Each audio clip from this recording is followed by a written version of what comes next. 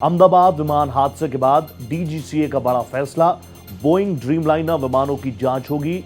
AI Boeing Dreamliner बेड़ों की जांच की जाएगी। 7878, 7879 विमानों की निगरानी होगी। डीजीसीए से सुरक्षा जांच बढ़ाने का आदेश मिल चुका है। 15 जून से हर उड़ान की जांच अनिवार्य है। फ्यूल, इसके अलावा और जो अन्य पैरामीटर्स हैं और सिस्टमैटिक चीजें हैं और टेक्निकल चीजें हैं, उन तमाम चीजों की जांच की जाएगी। इस खबर पर, यह खबर बहुत बड़ी है। जो हादसा हुआ वो पूरे देश के लिए हृदय विदारक तस्वीरें हैं। और इस खबर पर बातचीत करने के लिए मेरे साथ भारत एक्सप्रेस न्यूज नेटवर्क के editor in chief CMD Shri Upendra Rai ji जुड़ चुके हैं। उपेंद्र जी, जो बड़ी खबर मैं बता रहा हूं डीजीसीए का ये बड़ा फैसला, और ऑब्वियसली जो कल हादसा हुआ उसके बाद इस फैसले का आना भी जरूरी। रोहित, मैं अपने दर्शकों को आज से थोड़ा बहुत साल पीछे ले जाना चाहूंगा, साल 2007 में। जी। साल 2007 में तारीख थी 20 जुलाई 2007। और मैं उस प्रतिनिधि मंडल का सदस्य था, क्योंकि मैं तब सिविल एविएशन कवर करता था। और वी तुलसीदास उस वक्त एयर इंडिया के चेयरमैन होते थे। तब एयर इंडिया सरकार की कंपनी थी, पीएसयू थी। और हम लोग ड्रीमलाइनर 7 सीरीज प्लेन और बोइंग 777-300 AR की डिलीवरी लेने गए थे जी। और एयर इंडिया ने तब तय किया था कि कुछ चुने हुए सिविल एविएशन कवर करने वाले जर्नलिस्टों को एयर इंडिया लेके जाएगा जी। उस प्रतिनिधिमंडल का मैं भी सदस्य था। लेकिन जब हम वहां पहुंचे तो पता चला कि बोइंग 787 ड्रीम लाइनर के डिलीवरी में थोड़ी सी देरी होगी 2-3 सालों की, क्योंकि कुछ ऐसी चीजें थी जिनको रेक्टिफाई करना था। और बोइंग ने दावा किया था उस वक्त कि 787 सीरीज ड्रीम लाइनर सबसे रोबस्ट प्लेन होगा और सबसे ताकतवर जहाज होगा जी। और हम लोग 26 जुलाई 2007 को बोइंग की सिएटल फैक्ट्री से हमने फ्लाई किया था बोइंग 777-300 ER को लेकर, और 14 घंटे 15 मिनट में हम IGI एयरपोर्ट पर हम सबने लैंड किया था जी। मेरी एक मेमोरी जुड़ी हुई है, इसलिए मैंने सोचा कि अपने दर्शकों से साझा करूं। 14 घंटे 15 मिनट का वक्त लगा था और वहां पर प्लेन की पूजा हुई थी। वी तुलसीदास और civil aviation minister Praful Patel थे। बोइंग कंपनी के senior executive vice president Dinesh Keskar थे हमारे साथ, जो आजकल सिंगापुर में रहते हैं। और बहुत पहले, करीब 5-1 साल पहले उन्होंने बोइंग की नौकरी को छोड़ दिया था। ये और बहुत सारे जर्नलिस्ट हमारे साथ थे। करीब एक दर्जन के आसपास पूरे एडिटर और सिविल एविएशन कवर करने वाले मीडिया के लोग थे जी। तो पहली बार मुझे पता चला था कि कोई ऐसा विमान है जो 787 सीरीज ड्रीम लाइनर है, जो बहुत ही ताकतवर विमान होगा। और उसके बाद मेरी अगली मेमोरी है बोइंग 787 ड्रीम लाइनर के साथ, जब पेरिस एयर शो में जी। मैं गया था। करीब मुझे लगता है कि 2015 जून की बात है। उस वक्त मेरी पत्नी भी मेरे साथ थी। तो बोइंग 787 ड्रीम लाइनर का भी एयर शो में प्रदर्शन हुआ था जी। और ये बताया गया था कि एक ऐसा विमान है जो अभी तक का सबसे सुरक्षित और सबसे ताकतवर विमान है।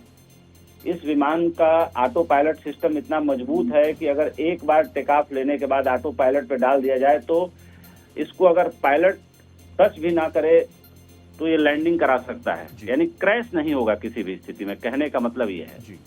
लेकिन जो रिपोर्ट्स आ रही हैं, जो सारी चीजें आ रही हैं, उससे ये पता चलता है, क्योंकि दुनिया में पहली बार 2010 के बाद 787 ड्रीम लाइनर की डिलीवरी शुरू हुई और उसके बाद पहला विमान जो है क्रैश हुआ है। पहली इतनी बड़ी दुर्घटना भारत की जमीन पे हुई है, और वो भी बोइंग के द्वारा घोषित उस विमान की जिसको बोइंग सबसे सुरक्षित और सबसे रोबस्ट अपना एयरक्राफ्ट मानता है।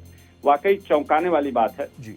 मैं कल से ही इस पर नजर बनाए हुए था और मैंने तमाम ऐसे पायलटों के ट्वीट, उनके बारे में, जो प्लेन क्रैश के बारे में जो उनका एनालिसिस है उसके बारे में मैंने अध्ययन किया। भारत के 2-3 सिविल एविएशन मिनिस्टर रहे, उन लोगों से भी बातचीत की। जो बात निकल के आ रही है, हो सकता है कि मैं गलत हूं, लेकिन मैं ये कहना चाहूंगा कि ये विमान कहीं न कहीं ह्यूमन लैप्स के कारण जो है क्रैश किया है जी। और ये लैप्स क्या हो सकता है उसके बारे में करीब 10-12 चुने हुए देश के पायलट और फॉरेन पायलट जो 15-15 हजार घंटे उड़ा चुके हैं जी। लेकिन सुमित सबरवाल के बारे में भी उनके बहुत करीबी दोस्त रहे जो अभी भी एयर इंडिया में पायलट हैं जी। वो अभी इस समय दिल्ली से लंदन ड्रीम लाइनर को ही लेके जा रहे होंगे आसमान में। इस समय मुझे लगता है कि ईरान की सीमा क्रॉस कर रहे होंगे वो। जी सर। उनसे मेरी बातचीत हुई तो उन्होंने मुझे बताया कि सुमित सबरवाल 8200 घंटे फ्लाई कर चुके थे और one of the finest pilot थे इंडिया के। Perfect sir. ह्यूमन एरर को उन्होंने नकारा और उन्होंने कहा कि कोई न कोई ऐसा टेक्निकल फेल्योर हुआ जिसके कारण विमान एकदम हवा से एल्टीट्यूड लो करते हुए सीधे बीजे मेडिकल कॉलेज की बिल्डिंग पे गिर गया। लेकिन जो कुछ पायलट्स हैं जो 15-15 हजार घंटे यानी उनसे ज्यादा डबल फ्लाई कर चुके हैं, उनका ये कहना है कि कई बार ऐसा होता है कि जो लैंडिंग गियर होता है जी। उसका फ्लैप बीच में फंसा होता है और कई बार डबल ट्रिपल चेक के बाद भी वो क्लियर नहीं होता है तो ये हादसा जी। लेकिन लैंडिंग गियर के फ्लैप के फंसे होने के कारण कहीं न कहीं जो टेक ऑफ के लिए जो थर्स्ट चाहिए था वो थर्स्ट तो मिला लेकिन थर्स्ट आने के बाद कहीं न कहीं लैंडिंग गियर एक्टिवेट हो गया जिसके कारण प्लेन नोज डाउन कर गया और प्लेन सीधे बीजे मेडिकल कॉलेज के ऊपर गिर गया। बहुत लेवल पे इसकी जांच हो रही है। बिल्कुल। मॉन्ट्रियल स्थित जो आईकाओ है जो इंटरनेशनल एविएशन का रेगुलेटर है, अमेरिका की जो फेडरल एविएशन अथॉरिटी है वो है, हमारे यहाँ की जो डीजीसीए वो है, हमारे देश की जो एजेंसियां हैं सारी हर पहलुओं की जांच कर रही है। लेकिन अपने कैरियर में 10 साल सिविल एविएशन कवर करने के बाद सारे पहलुओं पर विचार करने के बाद मैं भी आश्चर्यचकित हूँ कि दुनिया का सबसे सुरक्षित विमान कैसे 52 सेकंड के अंदर यानी कि 1:38 पर सरदार वल्लभ भाई पटेल एयरपोर्ट से टेक ऑफ लेता है जी। और 52 सेकंड बाद वो बीजे मेडिकल कॉलेज के ऊपर गिर जाता है। उपेंद्र सर, ऑब्वियसली मैं खुद कल से इंतजार कर रहा था और मैं समझ रहा था कि निगाहें यहाँ लगी हुई हैं लेकिन अभी तक कोई निष्कर्ष पर नहीं पहुंचा जा सका है। लेकिन मेरा ये मानना है कि कहीं न कहीं जब डबल ट्रिपल चेक करके विमान को ग्रीन सिग्नल दिया जाता है कि विमान का जो एयर वर्दीनेस है अब उड़ने के लिए तैयार है, कहीं न कहीं एयर वर्दीनेस में कोई न कोई चूक हुई है जिसके कारण ये हादसा हुआ है। मैं कोई एक्सपर्ट तो नहीं हूँ, फिर भी मैं राइडर दे रहा हूँ, लेकिन मैंने अपने कैरियर के 10 साल सिविल एविएशन को दिए हैं।